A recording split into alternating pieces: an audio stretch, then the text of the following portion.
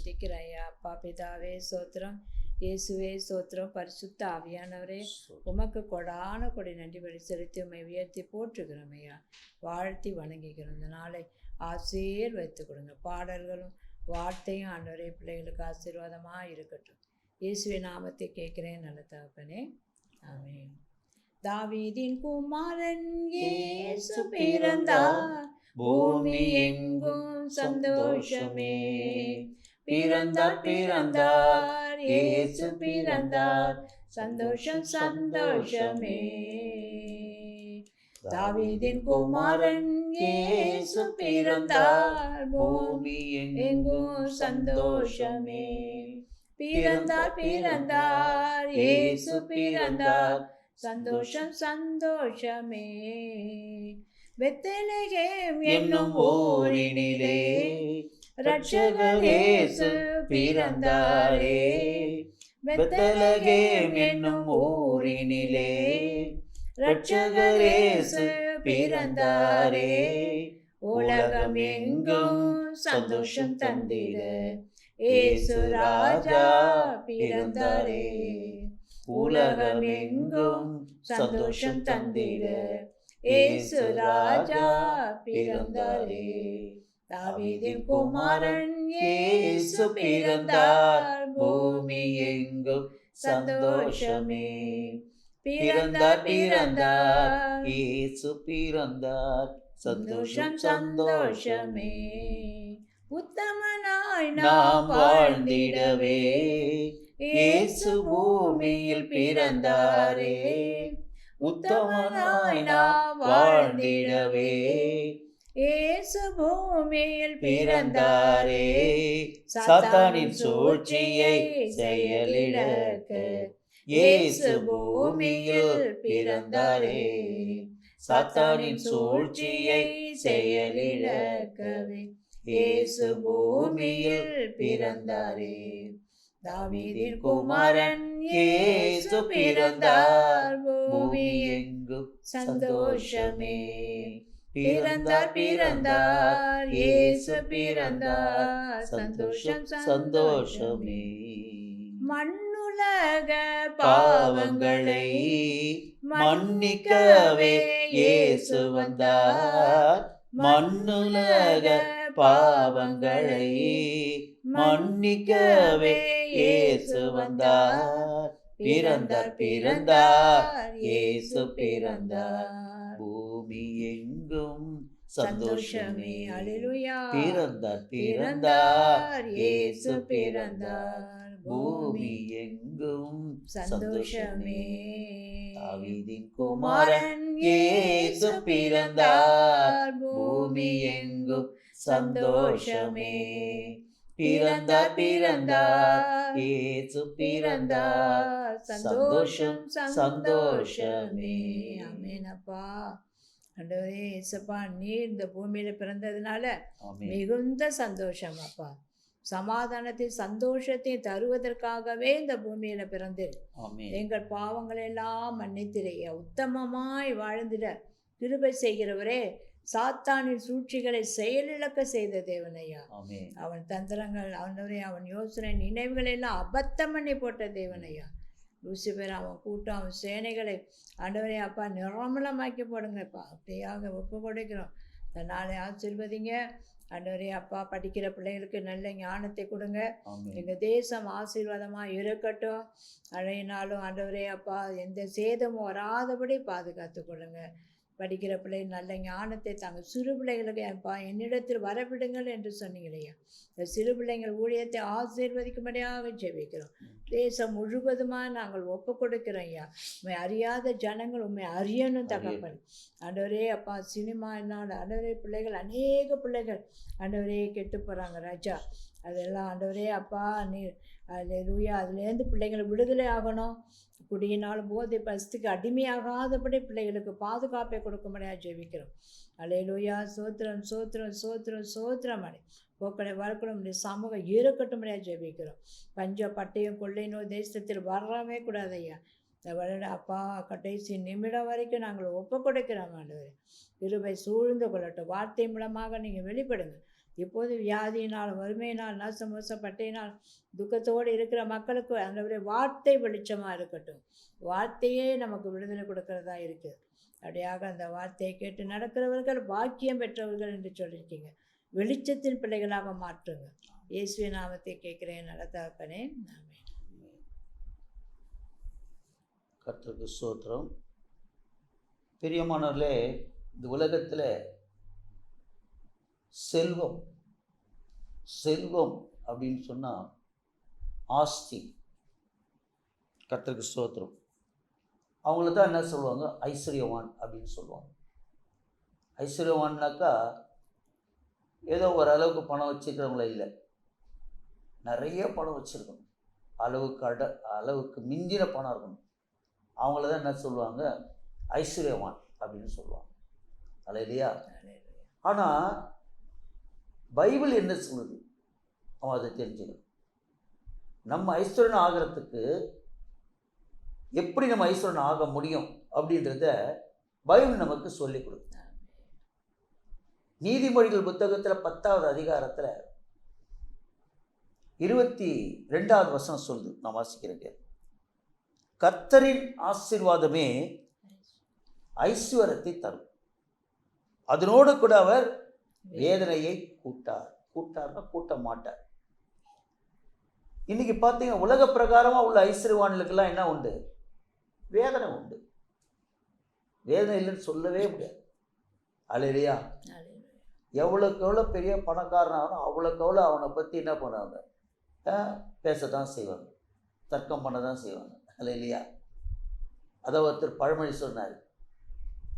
கர்த்தருக்கு ஸ்தோத்திரம். நல்லா இருந்தா ஊரை ஏமாற்றி சம்பாதிச்சிட்டா, கெட்டு போயிட்டா உழைக்க தெரியல அப்படின்னு சொல்லிடுவாங்க.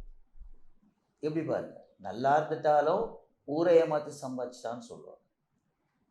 சரி, உண்மையாக இருந்து நம்ம ஏழ்மையாக இருந்தால் பிழைக்க தெரியலன்னுவாங்க. இதுதான் உலக ஐஸ்வர்யம். அல்லேலூயா. ஆனால் ஆண்டவருடைய ஐஸ்வர்யம் அப்படி இல்லைங்க. அவர் சொல்றார் பாருங்க, கர்த்தரின் ஆசீர்வாதமே, வேற எதுவுமே கிடையாது. நம்ம ஆண்டுகிட்ட என்னத்தை சம்பாதிக்கணும் தெரியுங்களா? ஆசீர்வாதத்தை சம்பாதிக்கணும். அதை ஏசப்பா கிட்ட இருந்து மாத்திரம்தான் நம்ம சம்பாதிக்க முடியும். வேற எந்த இடத்துல சம்பாதிக்க முடியும்? ஒரு மனுஷங்கிட்ட இருந்து கூட சம்பாதிக்க முடியாது. அல்லேலூயா. எந்த மனுஷன் நம்மளை ஆசீர்வதிக்கவும் முடியாது. அதையும் தெரிஞ்சுக்கணும். நிறைய பேர் ஃபங்க்ஷன்லாம் கொடுப்பாங்க, வந்து ஏதாவது ஒரு காரியத்தில் அவங்கள பற்றி நான் வந்து ஆசீர்வதிச்சுட்டு போங்க அப்படின்லாம் சொல்லுவாங்க. நோட்டீஸ்லாம் கொடுப்பாங்க, இன்விடேஷன்ஸ்லாம் கொடுப்பாங்க, அழைப்பு. ஆனால் அவங்க அழைப்பாங்க அதுக்காகவே, குடும்பமாக வந்து ஆசை. அதெல்லாம் யாராலும் ஆசீர்வதிக்க முடியாது. அல்லேலூயா. கர்த்தருக்கு ஸ்தோத்திரம். ஒரே ஒருத்தர் தான் நம்மளை ஆசீர்வதிப்பார். ஏன்னா அவர் தான் நம்மளை பெற்றெடுத்தவர், உண்மையான தாய் தகப்பன், நமக்காக உயிரையே கொடுத்த ஒரு எஜமான். அல்லேலூயா. நம்ம கெட்டு போகணுன்ற எண்ணம் அவருக்கு கிடையவே கிடையாது. ஆனால் உலகம் அப்படி கிடையாதுங்க. உலகம் பார்த்தீங்கன்னா காம்படிஷன் தான், எல்லாத்துலேயுமே போட்டி பொறாமை தான், எல்லா துறையிலையும். அது ஒன்றுலேருந்து கிடையாது. அல்லேலூயா. மனுஷனுடைய வாழ்க்கையில் போட்டி பொறாமை தான், கத்துது காம்படிஷன் தான் எல்லாம். அப்படி தான் உலகமே. உலகம் அப்படி தான். ஆனால் நம்மக்கிட்ட போட்டி போடாத ஒருத்தர் யார் தெரியுங்களா? ஏசப்பா தான். கர்த்தருக்கு ஸ்தோத்திரம். என்னிலும் பெரிய காரியங்களை செய்தாய் அப்படின்னு சொல்லுவார். பாரு, எந்த ஒரு குருவும் சீஷனுக்கு அந்த அதிகாரத்தை கொடுக்க மாட்டார். ஏதாவது ஒரு டேலண்ட்டை பக்கம் வச்சிருப்பான். ஏன்னா சீஷன் நாளைக்கு எதிர்த்துட்டானா என்ன பண்ணுறதுன்னு சொல்லிட்டு குரு அப்படி ஒரு ஜாக்கிரதையாக இருப்பாங்க. ஆனால் நம்ம ஏசப்பா எப்படி தெரியுங்களா? என்னிலும் பெரிய காரியங்களை நீ செய்வாய். அல்லேலூயா. அந்த அதிகாரத்தை கொடுக்குறாருன்னா யாருக்கு தெரியுமா? அவருடைய பிள்ளைகளாய் நம்ம இருக்கிறோம், அவருடைய சொந்த பிள்ளைகளாய். கர்த்தர் மேல் விசுவாசம் உள்ளவர்களாய் அவரை ஏற்றுக்கொண்டவர்கள் எத்தனை பேர்களோ, அல்லேலூயா, அத்தனை பேர்களையும் தேவன் தன்னுடைய பிள்ளைகள் ஆகும்படி என்ன கொடுக்குறாரா? அதிகாரத்தையே கொடுக்குறாரு. அதிகாரம் கொடுக்குறார். நீ என் பிள்ளைன்னு தைரியமாக சொல்லு, நான் இயேசுனுடைய பிள்ளை அப்படின்னு சொல்லுன்ற. அப்போ அந்த பிள்ளைகளை அவர் என்ன செய்வார்? ஆசீர்வதிப்பார். அதுதான் நமக்கு என்னது? ஐஸ்வர்யம். நம்ம ஆண்டவர்கிட்ட என்ன கேட்கணும் தெரியுங்களா? ஆசீர்வாதத்தை கேட்கணும். 2 மீன் 5 அப்பம் எடுத்து என்ன பண்ணாரு? ஆசீர்வதிச்சார். எடுக்க குறையாமல் வந்துக்கிட்டே இருந்துச்சு. ஆனால் நம்ம எவ்வளோ சம்பாதிக்கிறோம், எவ்வளோ வருமானம் வருது, அதெல்லாம் நமக்கு கிடையாது ஐஸ்வர்யம். எவ்வளோக்கு எவ்வளோ ஆண்டவர்கிட்ட நீ ஆசீர்வாதத்தை வாங்கிக்கிறீங்களோ அப்போ தான் உங்களுக்கு ஐஸ்வர்யம் கிடைக்கும். அப்போ அந்த ஆசீர்வாதத்தை பெற்றுக்கொள்ள நாம் யாரையும் திருப்திப்படுத்த நினைக்கக்கூடாது.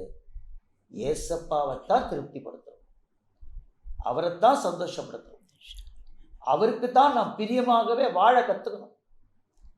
இதோ என் நேசகுமாரன், இவரில் நான் பிரியமாக இருக்கிறேன். ஏசப்பா எப்படி பேர் வாங்கினார் பாரு.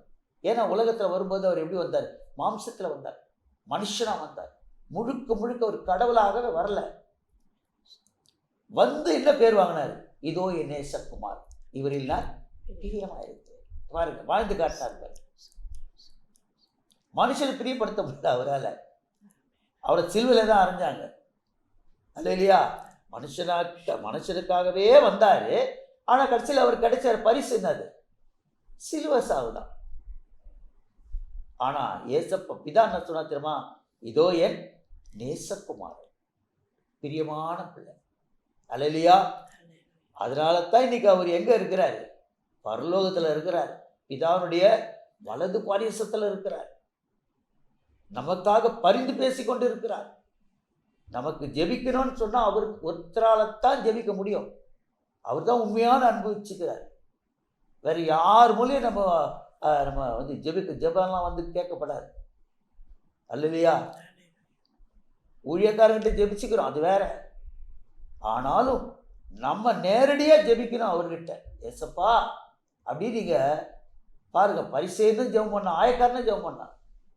பரிசேயனுடைய ஜெபத்தை அவர் ஏற்றுக்கல பாருங்க, ஆயக்காரனுடைய ஜெபத்தை தான் ஏற்றுக்கினார்.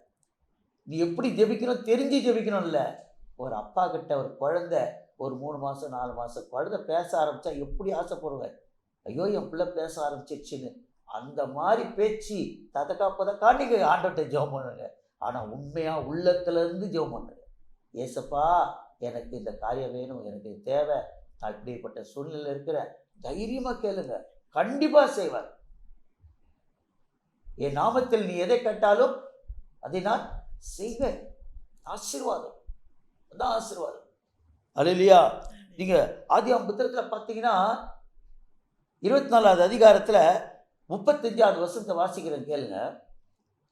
கர்த்தர் என் எஜமானை மிகவும் ஆசீர்வதித்திருக்கிறார், அவர் சீமானா இருக்கிறார்.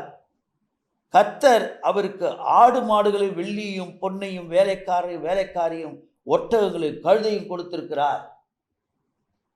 எப்படி மகிமைப்படுத்துறாரு பாருங்க. ஏன்னா ஆபிரகாம் யாரையே நம்பியிருந்தார்? ஏசப்பாவையே நம்பியிருந்தார்.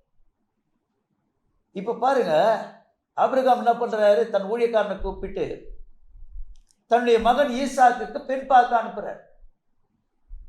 அவர் தான் போய் ரெபெக்காளை கொண்டு வர்றார். ஆனால் அதுக்கு முன்னாடி அந்த பெண் வீட்டார்கிட்ட அவர் சொல்கிற வார்த்தையை பார்த்தீங்கன்னா, ஈசாக்கு ரொம்ப நல்ல மனுஷன், நல்ல பையன். யாரை பற்றி சொல்லணும்? ஆக்சுவலாக பையனை பற்றி தான் சொல்லணும், அல்ல இல்லையா? ஆனால் அந்த ஊழியக்காரர் யாரை பற்றி சொன்னார் தெரியுமா? தகப்பனை பற்றி சொன்னார். ஈசாக்குடைய தகப்பன் ஆபிரகாமை பற்றி தான் சொன்னார். அவர் சொல்றார், கர்த்தர் என் எஜமானை. எஜமான் யாரு? அந்த ஊழியக்காரங்க எஜமான யாரு? ஆபிரகாம். மிகவும் என்ன செஞ்சிருக்கிறாரு? ஆசீர்வதித்திருக்கிறார். நிறைய அவர் வந்து பெரிய பணக்காரனா இருக்கிறார் அப்படி சொல்ல, அதை அடுத்தது தான் சொல்றாரு. அதை 2வது தான் சொல்றாரு.